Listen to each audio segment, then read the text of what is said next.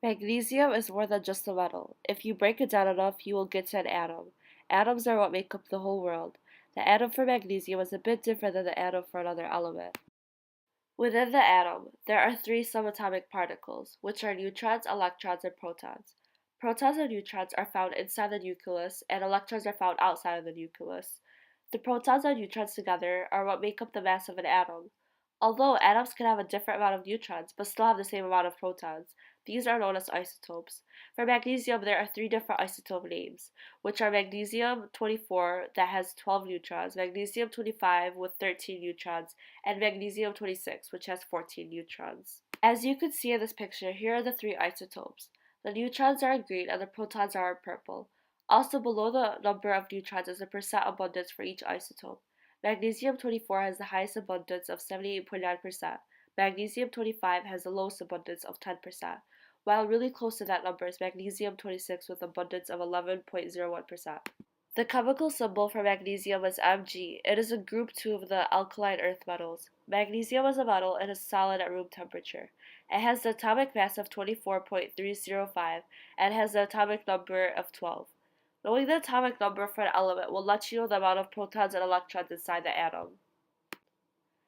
The electron configuration for magnesium is 1s2, 2s2, 2p6, and 3s2. The first number represents the level, the letter represents the orbital, and the small number next to the letter is the amount of electrons. Each orbital can have a limit of 2 electrons in each orbital. Here is what 1s2 looks like.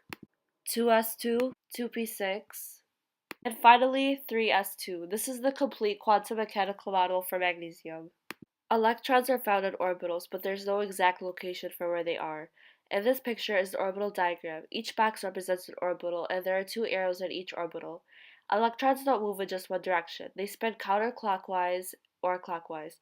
That's why one arrow is going up and the other is going down. Since level 3 is the highest level in the electron configuration, and there's only 2 electrons in level 3, then there is 2 valence electrons for magnesium. Valence electrons are important because that helps us form compounds. The atomic emission spectra is like an ID for an element. When heat or electricity is used on magnesium, the atoms get excited. When they go back to their ground state, they emit a light. And when this light goes through a prism, it shows a spectra. The reason why it shows the colors is because the color of the element is a homogeneous mixture of the colors visual in the atomic emission spectra. Magnesium is very reactive. It reacts with water, hydrogen, nitrogen, and oxygen. When the valence electron in oxygen combines with the valence electron in magnesium that has no pair, it forms magnesium oxide.